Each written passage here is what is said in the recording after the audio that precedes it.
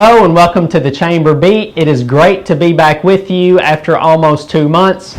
I am Ryan King, and before we get into our discussion, we do want to thank Baker Donaldson and LBMC for your generous support and sponsorship of our Capitol Update. Couldn't do it without you.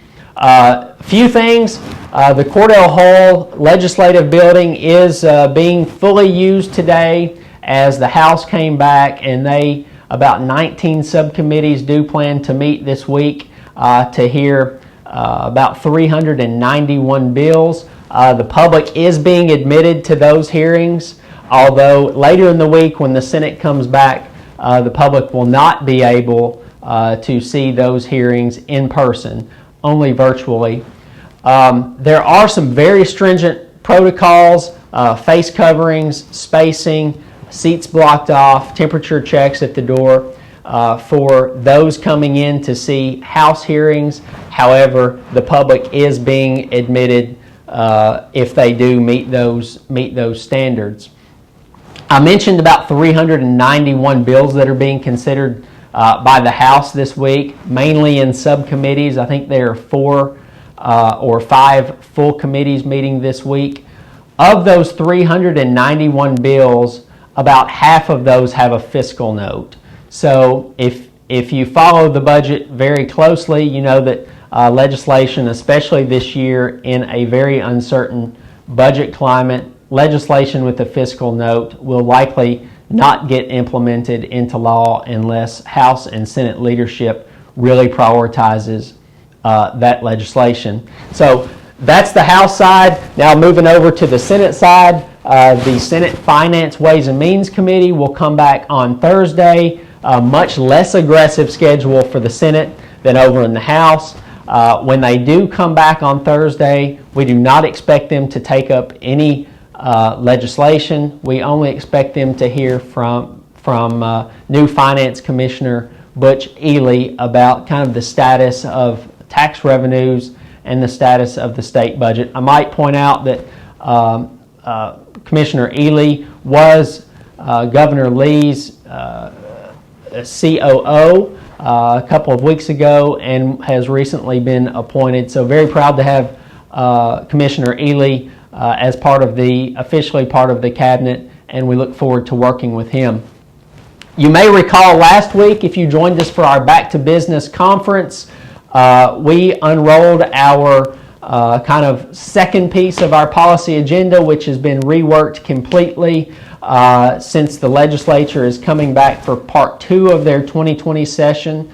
I do want to quickly go through what we're calling our high five set of issues with you here. And if you look down in this update, you will see a link to our policy agenda. You can click that and follow along and read more if you would like. The first of those high five issues is business liability protections.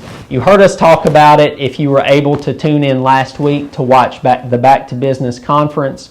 We're going to talk a lot more about protecting businesses and really giving businesses the confidence they need to reopen and continue opening safely, but with lots of confidence. The next one is our unemployment system. The Tennessee Unemployment Trust Fund is bleeding and bleeding and bleeding almost every day. And it was very reassuring to hear that Lieutenant Governor McNally would like to keep over $1 billion in that fund to keep it as solvent as possible. As you all may know, if that fund sinks below $850 million, new assessments will begin to get imposed, or higher assessments on businesses. So that is great to hear. The next one is workers' compensation and any presumptions that COVID-related claims are covered under workers' compensation. We're going to do everything we can to keep those presumptions out of state law or any other workers' compensation policy. The next one is the elephant in the room, taxes and budget. Budget is going to be a huge focus in this June session when the full legislature does come back. That's why the Senate Finance Committee is meeting on Thursday, and they're the only Senate committee meeting this week. That's why the House is putting a very, very large emphasis on their finance committees. And lastly, we're going to continue focusing on our priorities from January 2020. All of those are very important to us, but specifically, a few of those are still extremely viable, mostly because they have already passed the Senate and stand a great chance of being implemented into law after making their way through the House committee process and voted on in the House. You can look at more specifics on those, if, like I said, if you click that link down below, and we will have more information coming back this week. Again, it's great to have you join us again, and that is it for this Chamber Beat.